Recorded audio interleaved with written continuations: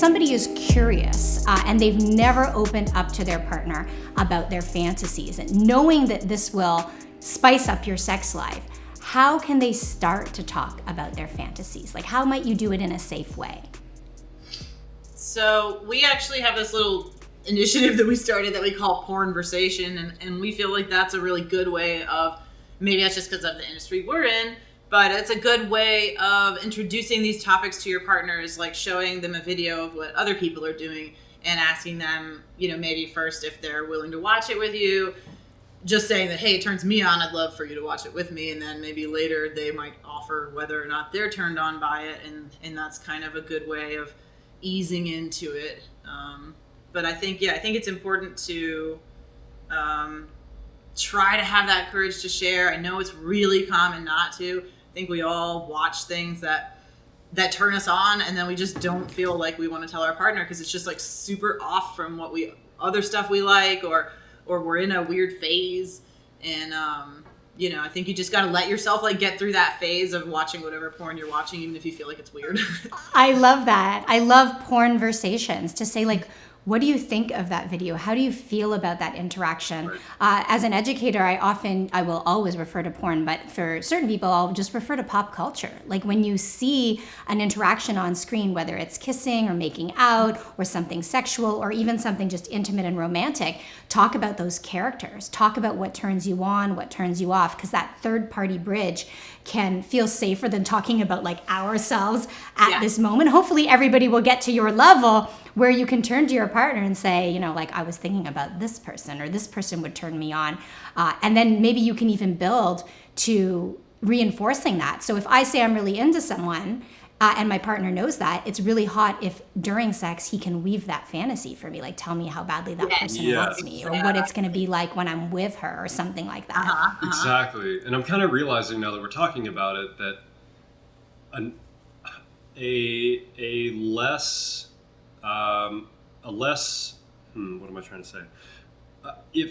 So there's two ways to approach it. I can say, hey, I'm into this to my partner, and hopefully they respond positively. Or I could just start inquiring, hey, how do you feel about having sex outside of our monogamous relationship? That might actually be a more effective way to ask the question, to start the conversation. Some people I know we've talked to have been very afraid to reveal that information first because of the pushback they think they're going to get, or they're going to divorce is going to happen the next day, because of them just inquiring about having sex outside of their marriage or something. But I know that people role play also, and so maybe one way to approach it would be to maybe not reveal that you have an interest in having sex with another person that maybe is actually in your world, but maybe pick out a placeholder like a superhero or some sort of fantasy character that's not real in real life necessarily, but that may not be as threatening is the word I'm looking for. Threatening to the other partner that you're sharing with. Does that make sense? Yeah, it makes sense to me. I don't know. It could be one. I love that. Like taking your fantasy and kind of breaking it down into a lighter version that perhaps fits more into your relationship at this time, right? So people often come to me, with threesome fantasies.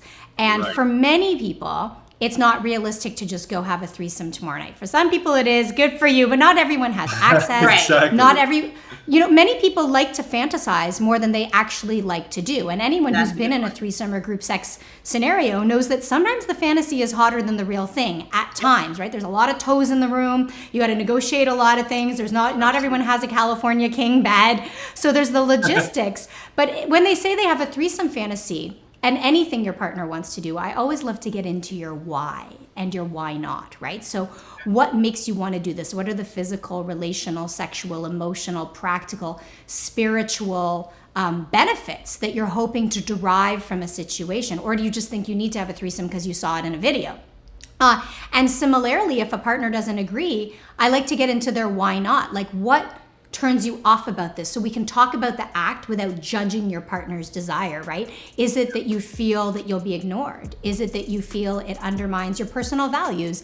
Is it that you feel that it's too risky or too taboo? What are the reasons? And then you can kind of better understand one another. And then hopefully you can find ways to play with that fantasy in, like you mentioned, right? You do a light version, like maybe you just watch a threesome in porn. Maybe you watch a threesome and you get to interact on a, you know, a cam video. Maybe you talk about having a threesome. Maybe you role play a threesome. Maybe you play a different role. Like they're, yeah, buy a sex doll. Yeah, those things are pretty cool.